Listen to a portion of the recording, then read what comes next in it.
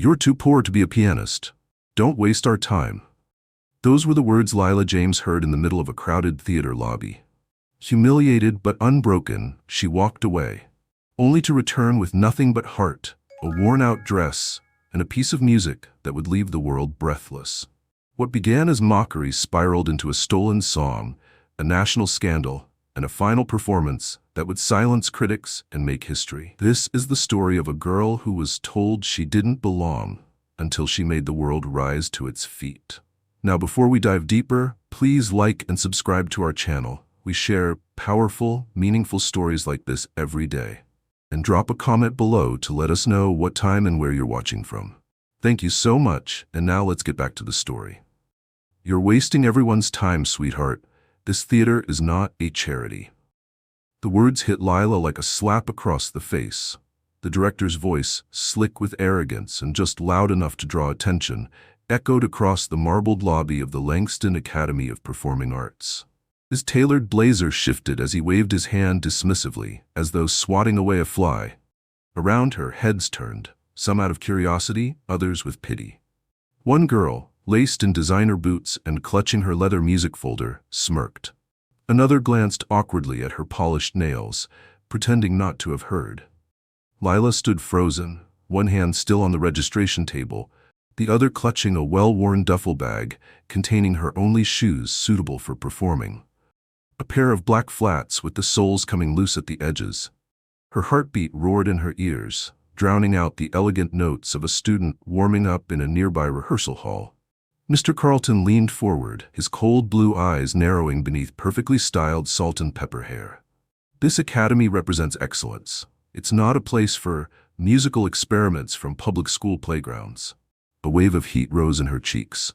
Her throat tightened, but she didn't look away. "I just want a chance," she whispered, trying to keep her voice from cracking. Carlton gave a slow, indulgent laugh. "Everyone wants a chance, but some of us have paid for it. Some of us belong." It wasn't the first time someone tried to make her feel small, but it was the first time it was done so publicly, with such theatrical cruelty, ironically, in a place meant to celebrate artistry. She stepped back from the table, eyes stinging, pride battered, but something in her spine refused to let her fully turn away. Instead, she glanced at the sign-up sheet. All the slots for the day's open audition had been taken, except one. The last one. The one people avoided because it meant playing to an exhausted jury just before closing time. Lila picked up the pen with fingers that trembled, signed her name with a deep breath, and walked out of the lobby without another word. Behind her, someone chuckled. "Let's hope she knows more than chopsticks." Outside, the crisp autumn air felt like a balm against her burning cheeks. The city bustled as it always did, indifferent to the bruises of a 17-year-old girl who dreamed too high. She didn't cry until she reached the corner bus stop, and even then it wasn't the insult that broke her. It was the look in Carlton's eyes, the certainty that she didn't belong. That no matter how much she practiced or how fiercely she loved music, she would always be seen as less. A pretender in shoes that didn't shine enough. She sank onto the cold metal bench, pressed her face into her sleeves, and let the tears fall in silence. By the time she got home, dusk had settled over their tiny apartment in Building C, Unit 4B. The hallway light flickered as usual. The elevator groaned like a wounded animal, and the chipped doorframe still bore the dent from when her mom had kicked it in years ago after locking herself out. Inside, the place was quiet. Her mother's apron still hung on the chair, her second job not due to end until well past midnight. A bowl of instant noodles sat untouched on the counter, the water long evaporated. Lila slipped off her shoes, laid the duffel by the couch, and made her way to the corner where their piano stood, if one could even call it that. It was an old upright someone had left by the dumpster 3 years ago.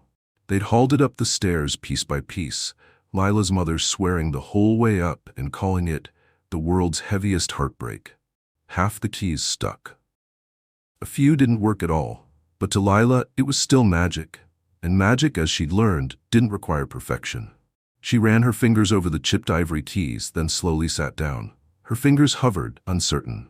Some days she played to escape, other days to remember. Tonight she played because it was the only way to stop from believing what he'd said. The melody came slowly at first, hesitant like a wounded bird testing its wings. Then it grew, steady, aching, full of a quiet power that carried both sorrow and defiance. Her body swayed gently with the rhythm, eyes closed, the room fading away. What Carlton didn't know, what no one there knew, was that Lila had taught herself to play entirely by ear. That her favorite composers weren't the ones listed in dusty textbooks, but the anonymous souls on street corners, subway platforms, and YouTube videos recorded in dimly lit basements. She didn't have a Juilliard pedigree, but she had hours, years, nights spent listening to Chopin beneath a leaking roof, afternoons translating Brahms into calloused fingertips, and mornings she skipped breakfast just to get 10 more minutes on that battered piano before school. When the final note faded into silence, Lila exhaled. The weight in her chest felt slightly lighter. Then came the sound of a knock. She turned, startled. The clock read nearly 9:30 p.m. Visitors were rare, especially ones who knocked. She opened the door slowly. "Sorry," said a man with white hair and a brown corduroy blazer. He looked somewhere between elderly and ageless, with kind eyes that seemed to study her carefully. "I didn't mean to startle you. I live downstairs. I was passing by and I heard." Lila blinked. "Heard what?" He gestured gently toward the piano. "You. Playing."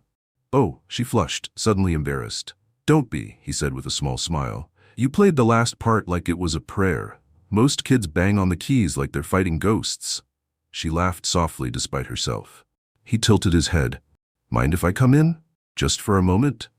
Lila hesitated, then nodded. He stepped inside, taking in the cramped living room with an air of reverence, as if he were stepping into a cathedral. "My name's Everett. Used to work backstage at the Langston, decades ago, before directors started wearing $800 shoes and calling teenagers names." His voice held the gentle rasp of someone who had seen a great deal and regretted none of it. "You worked there?" "Stagehand, accompanist, jack of all trades. I've seen talent rise and rot and everything in between." He turned to her. "And what I heard tonight was rare." Lila swallowed, her voice small. "The director said I didn't belong." Everett chuckled. "You're too young to know this yet, but the people most afraid of magic are the ones who've forgotten how to feel it." She blinked, unsure if he meant it metaphorically or not. "I saw your name on the sign-up sheet," he added casually. "I check every year. Force of habit." She frowned. "You work there?" "Retired, but still connected. You'd be amazed what one can hear when you sit quietly in the background." He glanced at the piano. "I'd like to help, if you'll let me." Lila hesitated, torn between suspicion and hope. "Why?" "Because the world needs beauty," he said simply, "and because I'd like to see someone like you break the rules, just once, and win." She stared at him. For a long time neither spoke. Then slowly she nodded. And just like that, something shifted. A spark lit where there had only been ashes. Somewhere deep in her chest, a whisper returned. The one that always came right before a performance. The one that said, "Don't let them define you. Let the music speak first." The next evening, the library lights flickered softly against the falling dusk, casting long shadows across the worn carpet and the stacks of books that rose like silent witnesses around them. In the back corner, behind a creaky door marked Employees Only, Everett led Lila to a dusty rehearsal room she never knew existed. It smelled faintly of varnish and time. An upright piano stood against the wall, older but whole, its polished wood catching the golden light from a flickering bulb overhead. There were no cameras here, no judges.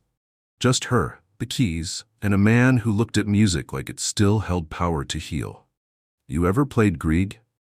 Everett asked, pulling out a thick folder from his battered leather bag. Lila shook her head. "Only heard it on old recordings." He nodded. "Then you're in for a story, his Ballade in G minor. It's not just notes, it's grief turned into art. He wrote it after losing both parents in the same year." She stepped toward the piano and touched the keys as if greeting a stranger. "I can't read all the notes," she admitted softly, embarrassed. Everett smiled gently. "You don't need to read them. You need to feel them. That's something they can't teach at Langston." He sat beside her and played the opening, each chord deep and aching. Then he motioned for her to try. Her fingers trembled. At first it was hesitant, like stepping into someone else's memory.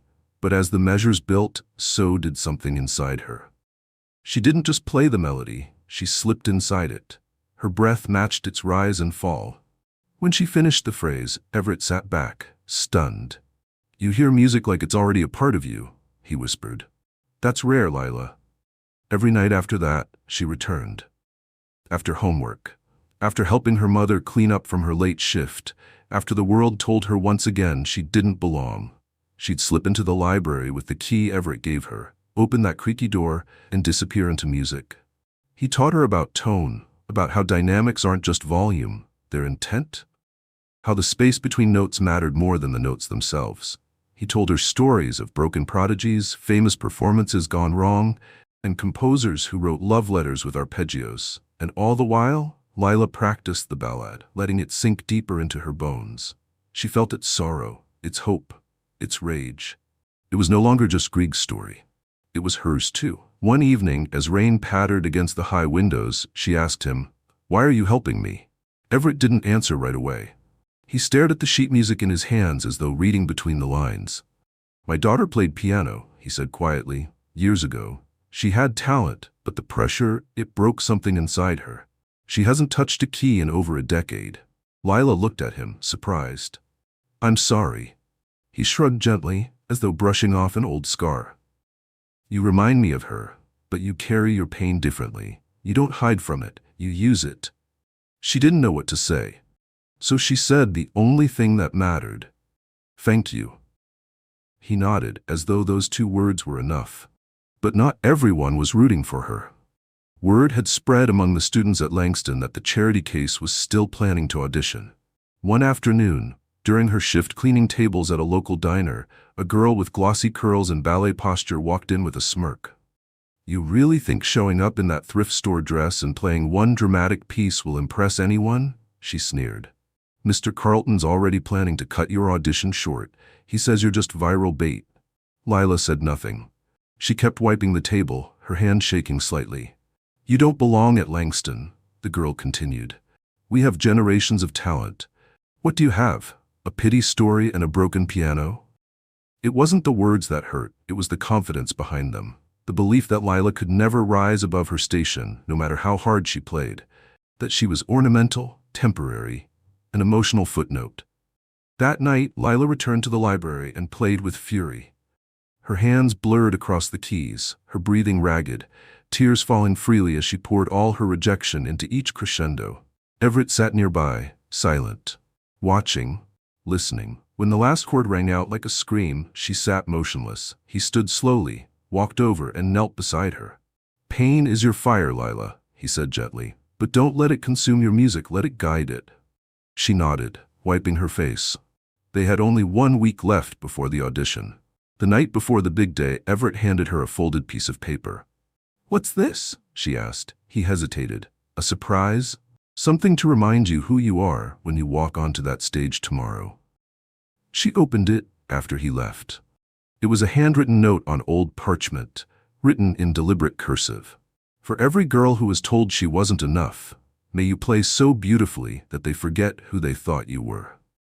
Below the message was a yellowed photo of Everett as a young man, standing beside a much younger girl, his daughter. She was seated at a piano, eyes shining, her hands frozen mid-phrase. Lila tucked the note into her duffel bag. The next morning, she woke early. The sky was a soft gray, quiet and heavy like breath held before a storm. She dressed carefully, choosing a navy blue dress her mother had found at a resale shop and hemmed by hand. It had a small snag near the waist, but it fit her like armor. On the bus ride to Langston, she sat with her eyes closed, fingers dancing across her knees, replaying the ballade in her mind. Every measure, every nuance. She imagined the audience, the silence, the heaviness of expectation pressing down. But she also imagined her mother smiling in the front row. Everett waiting in the wings, the countless nights alone with the piano. The girl she used to be, and the one she was becoming. At the academy, the air buzzed with tension. Students warmed up in corners, some pacing, some whispering. Parents stood with clipboards and resumes. The halls were slick with ambition. When Lila walked in, Carlton spotted her instantly. "You made it," he said, tone clipped. "Still clinging to hope, I see." She smiled calmly. "I don't need hope, just a piano." He scoffed, already bored. "Your last? Make it quick." She took her seat quietly, waiting as audition after audition played out. Some were dazzling, some were predictable. One girl wept halfway through her piece and fled. Another performed with robotic perfection but no soul. And then it was Lila's turn. As she stepped onto the stage, a few in the audience whispered. A boy in the front row muttered, "Oh, it's her." She walked with poise, despite the weight of 1,000 eyes. The grand piano gleamed beneath the lights, monstrous and beautiful. She ran her fingers along its polished surface like greeting an old friend. The room hushed. She sat, closed her eyes, and began. The first chord rang out like a bell, soft but certain. Then came the descent, the swelling ache, the sudden shifts in tempo that mimicked heartbreak itself. She played like her fingers were remembering something her heart had never forgotten. The crowd leaned in. The jury stopped writing. Even Carlton, arms crossed and smug, slowly lowered his pen. And just as the climax began to rise, a small sound echoed from the back of the room. Someone was crying. The quiet sob at the back of the theater was so unexpected, so raw, that even Lila faltered for the briefest second. Her fingers hovered for a breath, a pause so delicate and human it made the room feel more alive. But then she continued, undeterred, if anything, deeper, more resolute. The music carried forward like a wave rising in slow motion, echoing off the theater walls, bending around the velvet seats and seeping into the marrow of everyone listening. It was no longer just a performance. It was confession. It was apology. It was defiance. It was a girl with nothing left to prove to anyone but herself. Carlton sat motionless in his seat, his lips pressed together, his fingers clenching the side of his chair with a tension he didn't understand. This wasn't supposed to happen. She wasn't supposed to matter. But every note she played dared the room to reconsider every assumption it had made about her. The final section of the ballade, the stormy, soul-stirring passage Grieg had written as a farewell to grief, rolled forward like thunderclouds, dragging across the horizon. Her body moved with the force of it, shoulders tight, expression rapt, fingers flying with a kind of brutal grace. And then, silence. Not the awkward kind that lingers after someone forgets their lines. This silence was reverent, sacred. For 5 full seconds, no one moved. Then, from somewhere in the middle row, someone stood. It was a woman with silver hair and tear-streaked cheeks. She clapped once, then again, slowly, like she was afraid of breaking the spell. Others followed. One by one, they rose, first in hesitant appreciation, then in thunderous approval. The applause built and built until it became a physical thing. Lila remained seated, stunned, her hands still resting in her lap, like they didn't belong to her anymore. In the back corner of the auditorium, Everett stood too, hands clasped tight in front of his chest, eyes filled with a deep, quiet pride. The standing ovation lasted almost 2 full minutes before Carlton barked, "That's enough!" into his microphone, his voice laced with something almost primal. Panic. Or was it fear? The room quieted, reluctantly. He leaned forward into the mic. "Miss James," he said, his voice dripping with forced composure, "this was an unconventional audition, and while it was certainly spirited, it did not adhere to the structure or piece selection we outlined in our materials." A murmur of dissent rippled through the audience. Carlton continued, trying to regain control. "Our academy prides itself on discipline, on tradition. What you played, while evocative, was not part of the approved list." Lila stood, her chin high, her voice calm. "You didn't list Grieg because you didn't think anyone could play it." A gasp escaped someone in the second row. Carlton flushed. "I didn't come here to follow your list," Lila continued. "I came here to share music, to give you what no one else dared, and I played it on a piano that didn't belong to me, in a dress someone else wore before me, using a method no one taught me. If that's not what your academy wants, then maybe I don't belong here after all." She turned and started walking off the stage. But halfway across the wings, a voice cut through the quiet. "Wait." Everyone turned. It wasn't Carlton. It was Dr. Behrens, the chair of the music department, a soft-spoken man with snow-white hair and the presence of a sleeping giant. He had sat through the entire audition without saying a word. Until now. He rose slowly from his seat. "I have worked at Langston for 32 years, he began, his voice resonating gently, "and I have seen perhaps hundreds of pianists come and go. Many were talented, some were brilliant, but only a handful ever made me feel what you just made me feel." The room held its breath. He turned toward the panel. If we deny her a place in this program because of a list, then we don't deserve to call ourselves an Academy of the Arts. Lila stood frozen at the edge of the stage, her heart slamming against her chest. Dr. Behrens looked directly at her. You belong, Miss James. If not here, then nowhere. And if not now, then we've forgotten why we listen at all. There was a beat of stunned silence. Then a roar of applause, bigger than before. Louder. More certain. Carlton tried to protest, but it was over. His authority had been peeled away in front of everyone, and all he could do was sit there, fuming in silence, while the world around him shifted. After the crowd dispersed, Lila slipped out the side door into the cool afternoon light. She leaned against the brick wall, the weight of everything hitting her at once. Her hands trembled. Her legs felt weak. She wasn't even sure what had happened, only that something inside her had changed forever. Everett appeared a few moments later, holding a folded piece of paper. Offer letter, he said, handing it to her. Full scholarship, room, board, everything. She looked at it, stunned. But I didn't even officially pass, he shrugged. Sometimes the rules break themselves when the right person comes along. She unfolded the letter. The words blurred as her eyes filled with tears. She didn't speak. She didn't need to. Everett placed a hand on her shoulder, steady and warm. You're going to change that school. Maybe not with your name, but with your sound. They stood there for a long time in the fading light, the street humming quietly around them. Somewhere far off, someone played a violin. A dog barked. A siren wailed. Life carried on, unaware that in one corner of the city, a girl who had once been told she was too poor to play had just shattered a barrier no one had seen coming. And somewhere deep in the heart of Langston, a legacy had begun.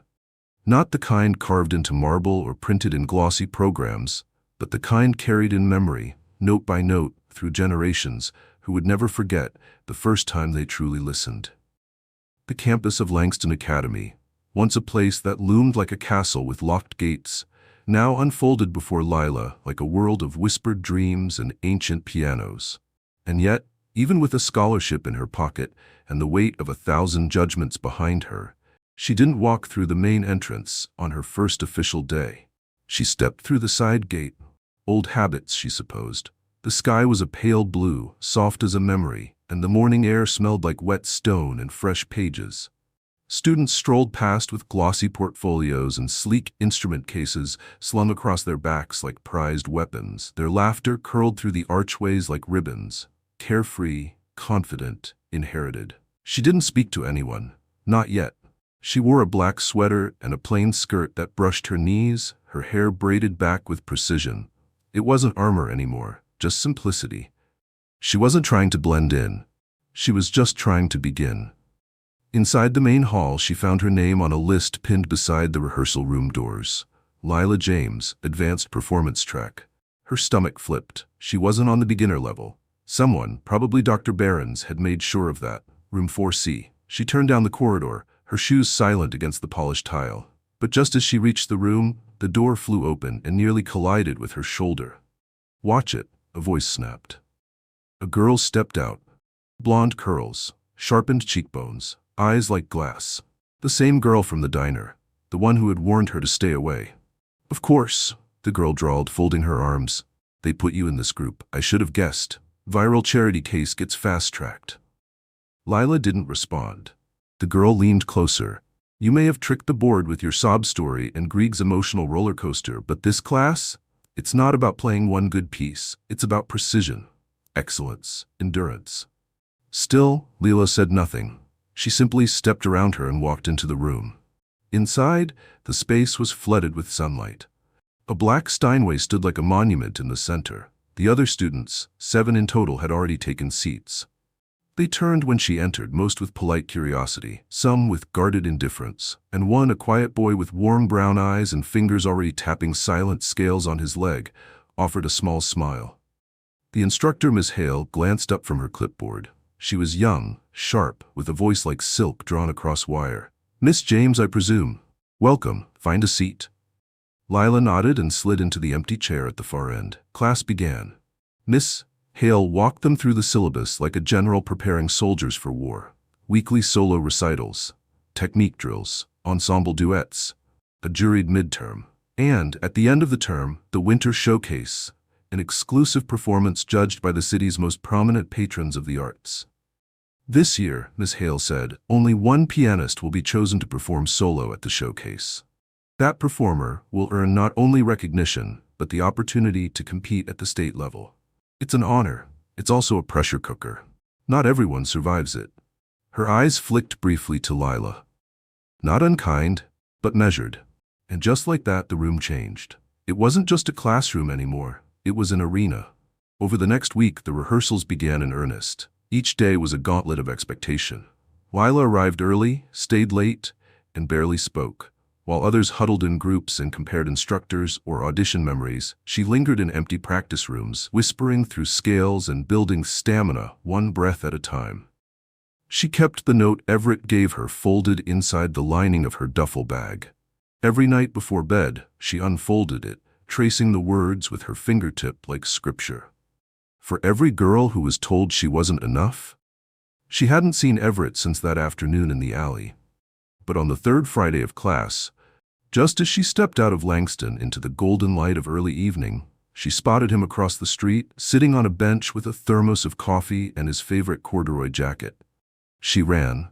He smiled the moment he saw her. "Did you break the piano yet?" "Not yet," she laughed. "But I came close this morning." They sat together, watching the city pass like it always had, busy, unaware. "Tell me," he asked, "do they know who they've got on their hands?" She shrugged. "Some days I think they're starting to see me. Other days I'm just a shadow again." He nodded slowly. "That's the thing about light. It doesn't always shine where it's needed. Sometimes you have to be the one to move toward it." She leaned her head against his shoulder. He let her. "Will you come to the showcase?" she asked. He didn't answer right away. "If they let me in the front door," he said finally, "I'll be there." Back at school, things only grew harder. The girl with the blonde curls, her name was Elise, Lila learned, seemed to have made it her personal mission to remind Lila that talent didn't mean acceptance. She sabotaged duets, whispered rumors in locker rooms, even erased Lila's name from the practice room sign-up sheet once, forcing her to rehearse in the library's janitor closet with a keyboard that buzzed on every B-flat. But Lila never rose to it. She kept her eyes forward, her hands steady. Then came the announcement. Miss Hale pinned the repertoire list for the winter showcase to the bulletin board. Each student's name was listed next to a piece, except for one. Next to Lila's name, solo, piece of choice. She froze. A solo, entirely hers, the only one. Gas filled the room, Elise stormed out, and Lila stood there, unsure if she should cry or run. That evening, alone in her dormitory room, she stared at the empty page of music paper. What would she play? She had spent so long proving herself through others' voices, Grieg, Chopin, Brahms, but this time had to be hers. She thought of Everett's story, she thought of her mother's tired eyes, she thought of every insult stitched into her memory like broken thread. And slowly, she began to write. Not with notes on paper, but with fingers on keys. She played until her hands ached, until the melody unfurled like a ribbon in the dark. No name, no composer, just a girl. And her sound. There was no title for what Lila wrote, at least not at first. It began with a simple progression, something that drifted to her fingers late one night when the rain knocked like a ghost at her dormitory window. The first bars were tender and unsure, a question whispered into darkness, but as her fingers explored the melody, as she followed it into spaces she didn't know existed within herself, it grew bolder. Not flashy, not loud, just honest. It was the kind of music that doesn't ask to be liked, it simply asks to be felt. Each night she refined it. Not on paper, she didn't yet know how to transcribe what was happening inside her, but in the quiet language of repetition, of breath between notes, of learning the exact moment where silence was more powerful than sound. The piece lived in her memory, in her body, like a scar she no longer hid from. One morning she arrived at the practice hall before sunrise. The world was still blue and silver, the kind of quiet that makes even footsteps feel like intrusions. She sat at the Steinway in room 4C and played it from start to finish for the first time without stopping. When she finished, the clock ticked back into her awareness. And from the far end of the room, she heard clapping. Miss Hale stood in the doorway. Her eyes were glassy, but her face was unreadable. Was that yours? She asked. Lila nodded, unsure if she'd just broken some unwritten rule. Miss Hale walked closer, her heels clicking sharply against the tile. You're submitting that for the showcase? Yes. The instructor paused. Then I suggest you play it again, and make me cry this time. Lila blinked, but something in her chest glowed warm. She played it again, and this time the final note lingered like breath caught between forgiveness and memory. Later that day, Elise cornered her by the lockers. You think this is a fairy tale? She hissed. You think your little poverty ballad is going to win over a hall full of patrons? They don't care about your sad piano story. They care about money, legacy, real art. Lila met her glare evenly. If real art doesn't come from pain, then what does it come from? Elise flinched, just a fraction, then turned and stormed off, her curls bouncing like punctuation. But her words stayed with Lila, long after the doors closed, long after rehearsal. Even as she walked alone to the edge of campus where the fountain glowed in the moonlight. Real art. She thought about her mother, whose hands cracked from cleaning hotel bathrooms. She thought about Everett, who still left his apartment light on for a daughter who wouldn't come home. She thought about the small, terrified girl who had once believed a scratched keyboard in a broken apartment could carry her to someplace bigger. Was that not art? The night before the showcase, Langston's theater hall was transformed into a palace. Velvet ropes, marble-white programs embossed with gold, patrons in evening gowns and tuxedos, critics in the front row with pens poised like daggers, and in the wings students waited in pressed black, clutching their nerves like talismans. Lila stood among them in a dress her mother had stitched from 2 second-hand gowns, now reworked into something breathtaking. Midnight blue. Simple and elegant, with tiny silver stars embroidered near the hem, stars her mother had hand-sewn, one bead at a time, with fingers too tired to do more than 2 each night. She wore no jewelry, no makeup, just a quiet determination in her eyes that hadn't been there the day she first arrived. Everett hadn't confirmed he was coming. But just before she was called, one of the ushers slipped backstage and whispered that someone had requested to sit near the back. A retired accompanist, he'd said. She smiled and stepped onto the stage. The applause was polite but restrained. She was unknown to most of them, a name without a legacy. The lights were hot. The hall stretched endlessly before her. The silence was loaded with expectations she had never agreed to. She sat at the grand piano, and she played. The piece opened soft like a secret, the kind of beginning that made people lean forward without realizing it. A gentle theme emerged, childlike, almost fragile, then built into something deeper, a cascading tension filled with unsaid words. Then came the storm, a rush of movement that rose like a wave and fell into aching stillness. Somewhere near the end, she wove in a lullaby her mother used to hum on nights when hunger made it hard to sleep. The notes weren't exact, but the feeling was. Comfort draped in longing, strength buried in sorrow. When the final phrase drifted into silence, the entire hall was still. No coughs, no shifting, just hearts held still by something they didn't have a name for. Then came the applause, not polite, not performative, real. It rolled through the theater like thunder chasing lightning. People stood, they clapped until their hands hurt, until the ushers paused, until the critics put down their pens and looked at one another like they just heard something unrepeatable. Lila bowed, trembling. Backstage, students congratulated her, some with awkward admiration, others with reluctant nods. Even Elise offered a short, grudging, "You played well." But Lila didn't linger. She slipped through the side exit and found Everett where he always seemed to be, on a bench beneath the old iron lamppost near the garden path. He didn't speak. He just stood and opened his arms. She ran into them. For a long moment, neither of them moved. Then quietly, he said, "You broke the theater's standing ovation record." She pulled back. What? 7 minutes and 42 seconds. She blinked. "I wasn't counting," he smiled. "I was." They both laughed. The kind of laugh that doesn't fix anything but makes the ache a little easier to carry. That night, as Lila returned to her dorm, she passed the bulletin board in the main hallway. Someone had already pinned up the newspaper headline for the showcase recap. Young composer leaves audience breathless. Langston finds its future. She didn't stop to read it. She didn't need to. Because she already knew who she was. And for the first time in her life, So did everyone else. Fame, even in its smallest dose, does not arrive quietly. By Monday morning, Lila's name was everywhere. Her performance had been clipped into a 3-minute video posted by an audience member, and within 24 hours it had been shared by a city journalist, retweeted by a composer with a blue checkmark, and captioned by a stranger. She composed this herself. On a broken piano. Watch till the end.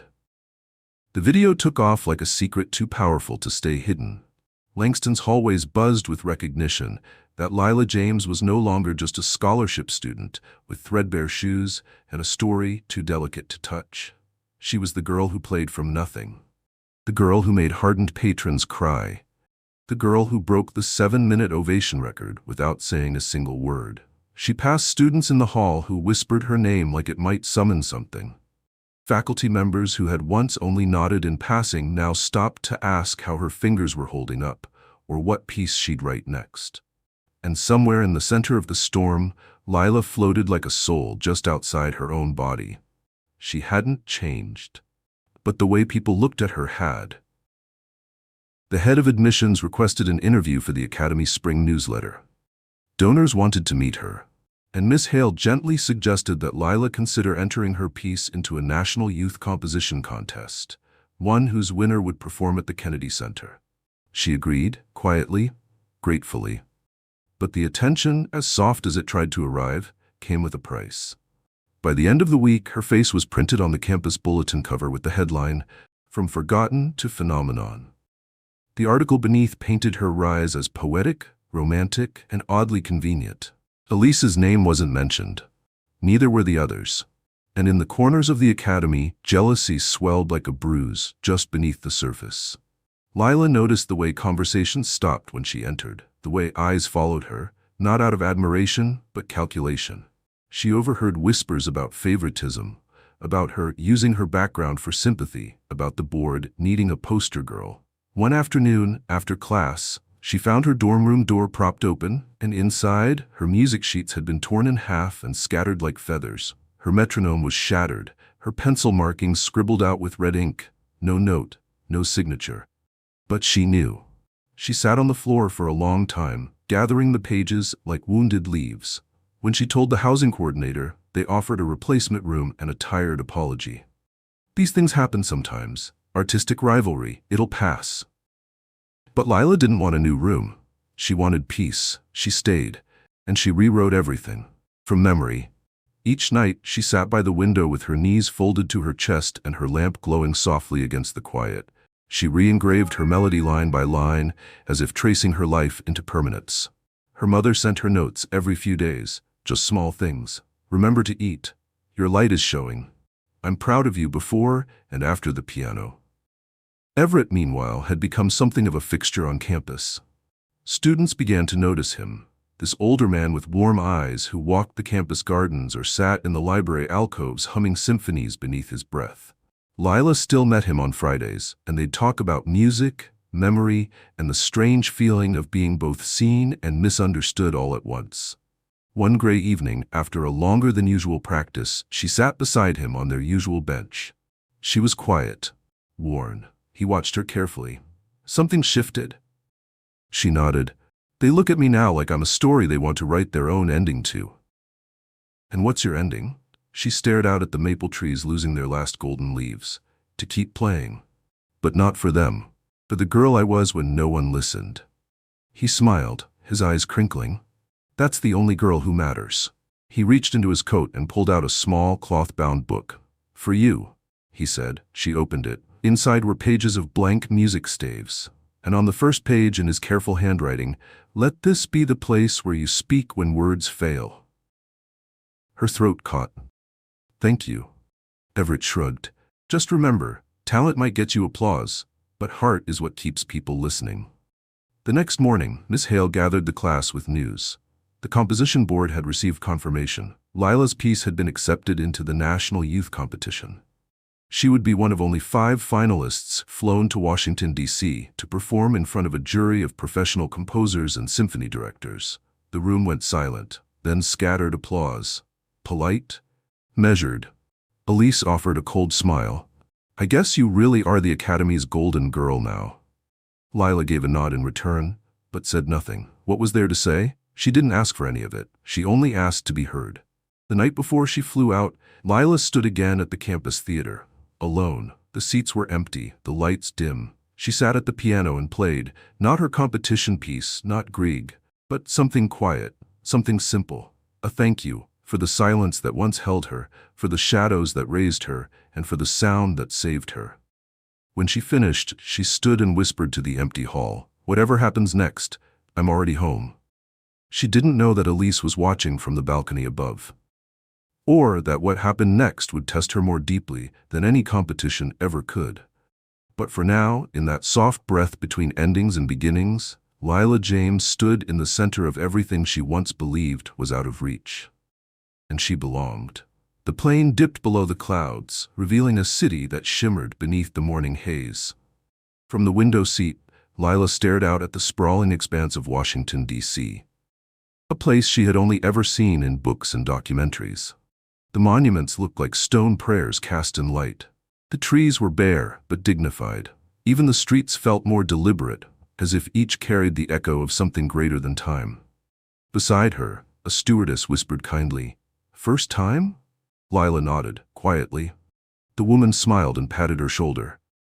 "You'll do great, honey. You've got the kind of face that music likes." She didn't know what that meant, but she held on to it anyway. When the plane landed, a driver met her at the gate holding a placard with her name. Lila James, National Youth Composer Finalist. The words still didn't feel real. The hotel was grand, far more opulent than anything she had ever stepped into.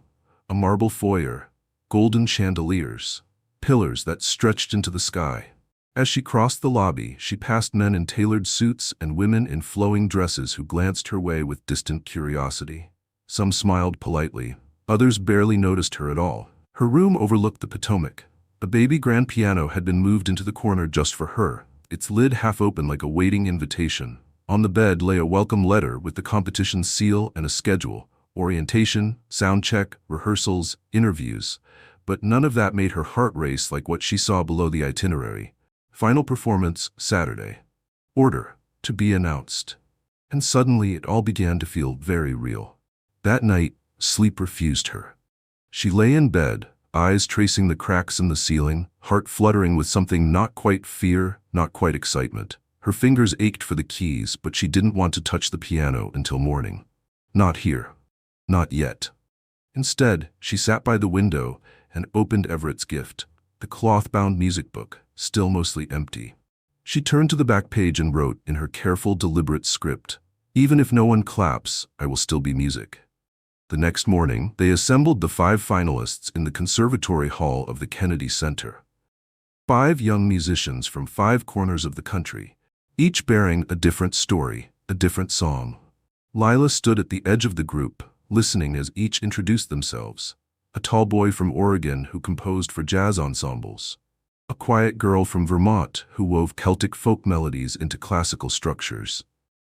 A prodigy from New York who had already performed with the Philharmonic. And then, "Elise Wren," said the final girl, her voice cool and calm.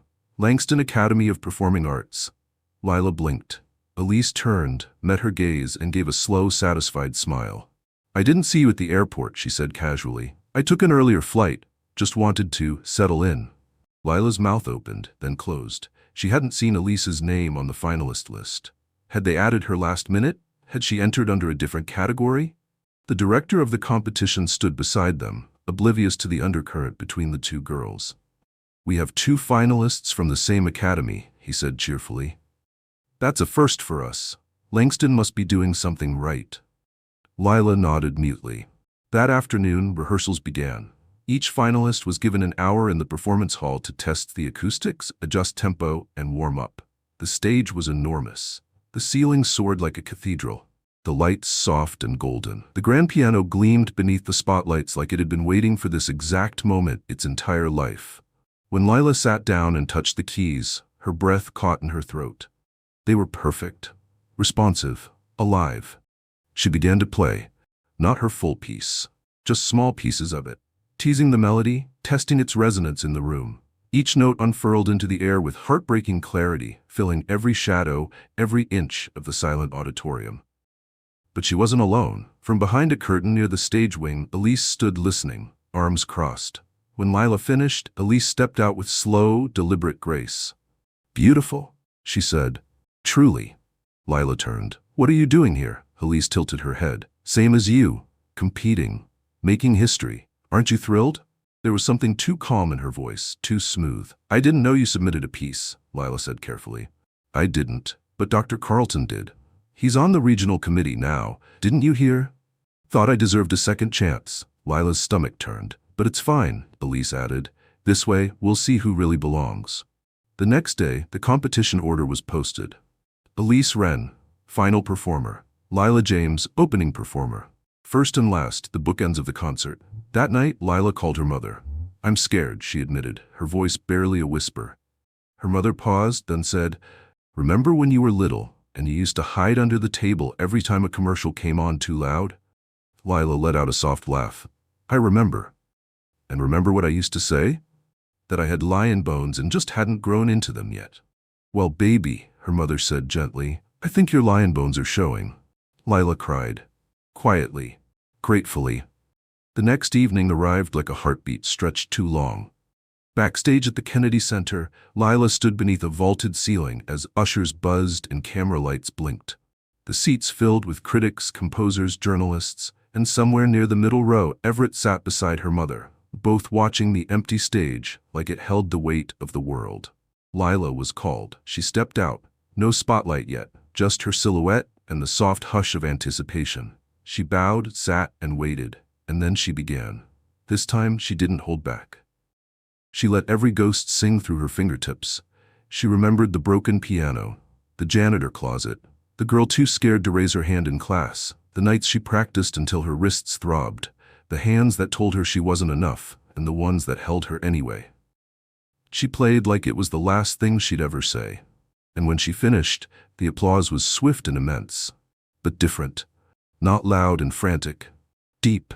Full. As if the room itself had exhaled something it had held too long. She bowed again, tears slipping down her cheek, and exited the stage. Backstage, a crew member placed a hand on her shoulder. That wasn't just music, that was memory. But Lila couldn't speak. Not yet. Because Elise was walking onto the stage. And what happened next would change everything. The air in the theater had barely settled when Elise appeared beneath the lights. She walked slowly, deliberately, like a swan gliding across glass. Her pale silver gown shimmered under the chandeliers, every step calculated for effect. The crowd, still holding the last remnants of Lila's performance in their chests, greeted her with polite applause. Less like welcome, more like ceremony. Lila stood just beyond the velvet curtain backstage, her breath still short, her pulse still high. She could feel Everett's gaze from the audience even without seeing him.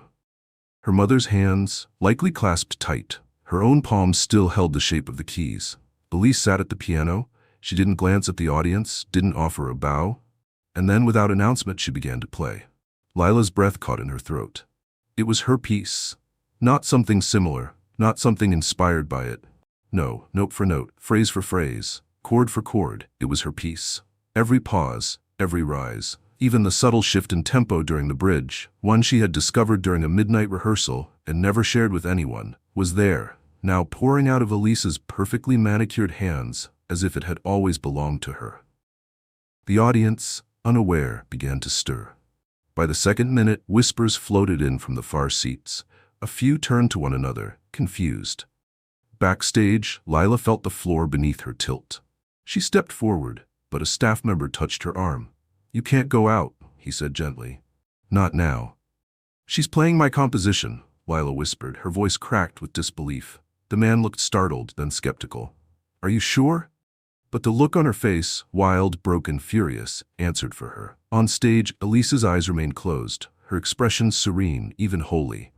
The kind of face that photographers captured for award-winning magazine covers. By the time she reached the climax, the same part that once made Miss Nesbel hail cry, the crowd was silent, enraptured, oblivious to the theft. And when the final note rang out and fell into the golden dome of the concert hall, the audience erupted, a standing ovation.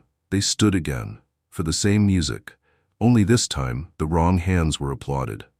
Elise stood, bowed deeply, and took in the room like a queen returning from exile. Backstage, Lila shook. Her body didn't move at first, too stunned to respond. Miss Hale, who had flown in for the performance, rushed toward her, face pale. "I know," she whispered. "I recognized it the moment she played the bridge." "She stole it," Lila said, hollow. Miss Hale's jaw tensed. "We'll fix this, I promise." But Lila wasn't listening. She pushed past the curtains, not onto the stage, but into the night. She didn't wait for the judge's deliberation, didn't wait for the press photos. She walked straight out of the Kennedy Center into the winter air that slapped her cheeks and carried her tears away before they could fall. Somewhere behind her, her mother was calling her name. Somewhere further behind that, Everett stood up from his seat, stunned. But Lila kept walking. She walked until the lights of the city blurred, until she reached the edge of the reflecting pool where the monuments watched in silence. She stood before the water, her hands clenched, her breath a mist of disbelief. It wasn't the stolen music that shattered her. It was the stolen truth. That a piece of her soul, crafted in quiet, carved from pain, built in the dark, had been claimed by someone who had mocked her every step, and the world had cheered. She didn't know how long she stood there. Eventually, footsteps crunched behind her. She didn't turn. "I should have stayed closer," Everett said, gently. "I should have seen it coming." "She used my song," Lila said, her voice flat, and no one stopped her. "I know. She memorized it, every detail. She must have followed me to a rehearsal or recorded it from the showcase." Everett stepped beside her. "It's not over. I don't want revenge," she whispered. "I just want it back. I want the piece to be mine again."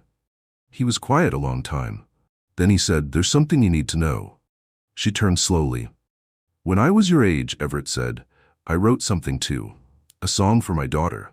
She played it once at a local recital. A scout was in the crowd that day, a friend of a friend. The next month we heard it again, on the radio. Different name on the sheet, same melody. We couldn't prove it. "What did you do?" she asked. "I stopped writing," he said. "She stopped playing, but we never stopped feeling it." Lila swallowed. "And now?" "Now," he said, "I watch you, and I realize how wrong we were. You don't fight theft with silence. You fight it with more music. Louder, braver, yours again." She looked down at her hands. "I don't know if I can write it again." "You already did," he said. "Once from pain, now write it from truth." She turned her eyes to the water, where the monuments shimmered like ghosts. That night, Lila returned to the hotel. She sat at the baby grand beneath the moonlight, and without a single tear she began composing again. Not the same piece, a new one.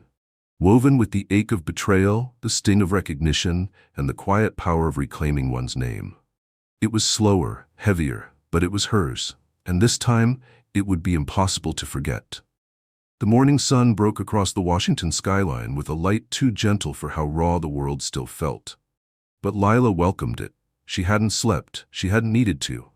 All through the night, as the hotel slipped into silence and the city quieted like a child finally soothed to sleep, Lila played. Her fingers told a new story, not one of vengeance, but rebirth. It wasn't the old piece. That had been taken, its magic bruised, its innocence smudged by hands that didn't love it the way she had. This was something else entirely. She played from the marrow now, not the memory. Every chord spoke of pain, yes, but also power, the silent kind, the kind that grows in the dark and waits for the right moment to bloom. And as the music unfolded in her lap like a blanket laid over a wound, something in her shifted. She wasn't just Lila James, the girl with the stolen song. She was a composer. And she had more to say. By mid-morning, the competition buzz had overtaken the hotel. Elise's name floated on every reporter's tongue. The news outlets had picked up her performance, calling her the brilliant young prodigy with a spellbinding original composition.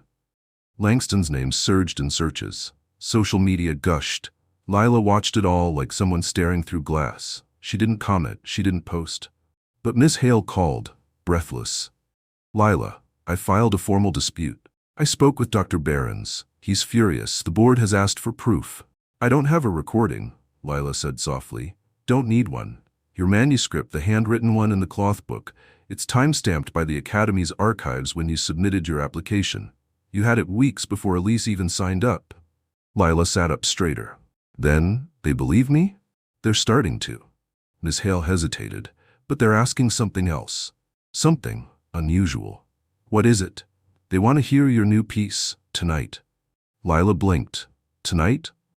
There's a citywide youth recital at the Lincoln Theater. Nothing to do with the competition, but the board will be in attendance, so will half the critics in D.C. They're not just curious anymore, Lila. They're listening. And they want to hear you. Unfiltered, uninterrupted, just you. Lila exhaled slowly. All her life she had dreamed of an invitation like that, and yet now it didn't feel like a prize. It felt like a reckoning. Later that evening, the theater filled slowly, solemnly. The word had gotten out. Whispers circled through velvet curtains and echoing foyers. The girl whose song had been stolen. The girl who hadn't fought with lawyers or microphones, but with silence. Until now. Everett arrived early. He sat in the fourth row beside Lila's mother, who held a folded tissue in one hand and the hem of her coat in the other. She looked around nervously, unsure of how to sit in such a grand place. But when the lights dimmed and Lila walked onto the stage, nothing else in the world mattered.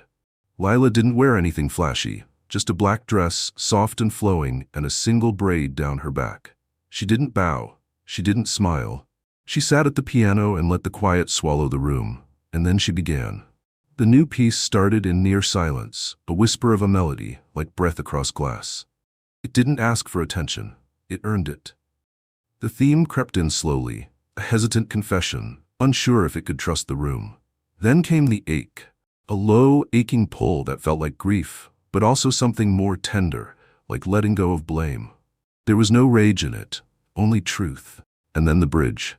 Where the old piece would have soared, this one dropped, deep, resonant notes that curled through the air like smoke, like shadows dancing beneath candlelight. The climax didn't come in a roar, but in a rise so delicate it felt like watching someone smile through tears. She ended it on a single unresolved chord, a choice, a refusal to make it easy. She lifted her hands and sat still, and the room broke. Not into applause, at least not right away.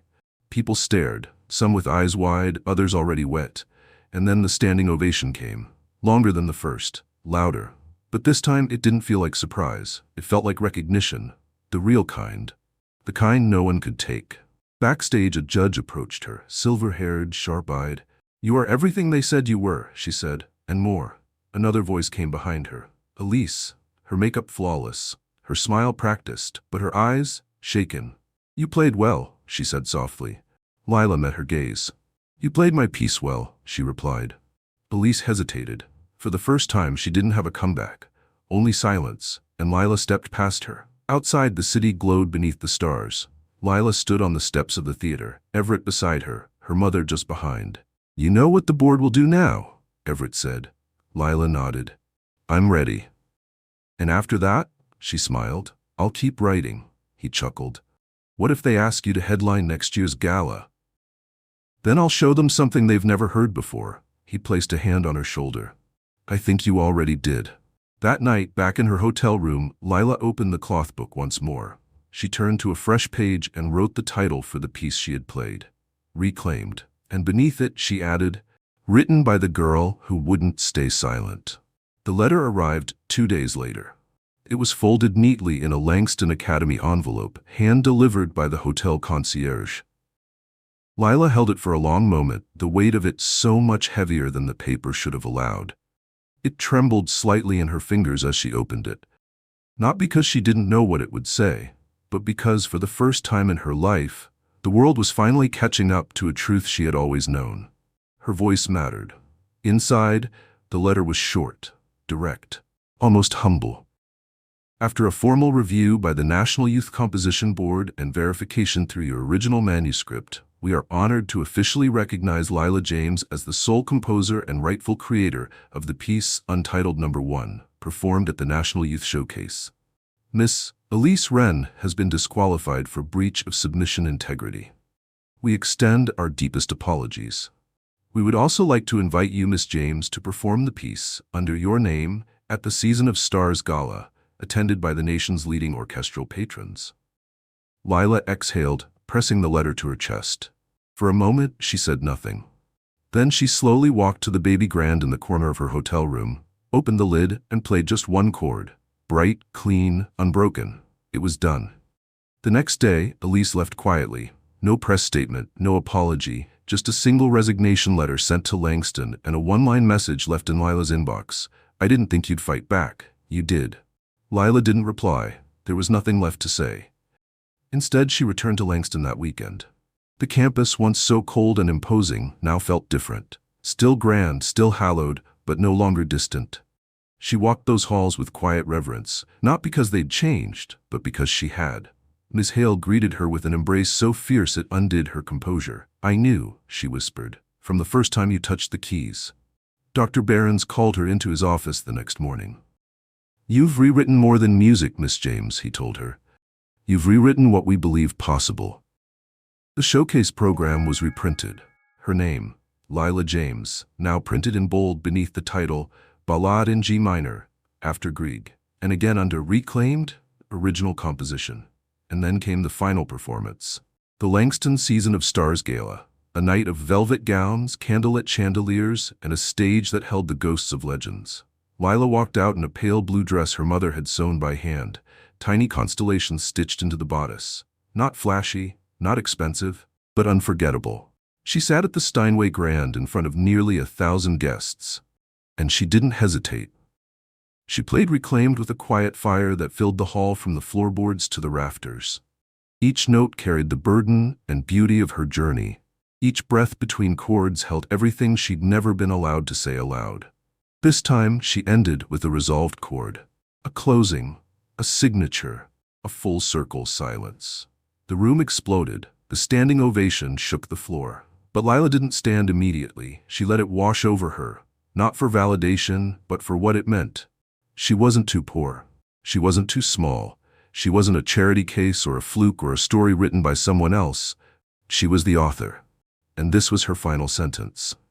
Afterward, as the theater emptied and the lights dimmed one by one, Lila found Everett waiting by the side exit, his coat buttoned, a soft pride in his eyes. You didn't just break the record tonight, he said. She smiled. Did I break you too? He chuckled.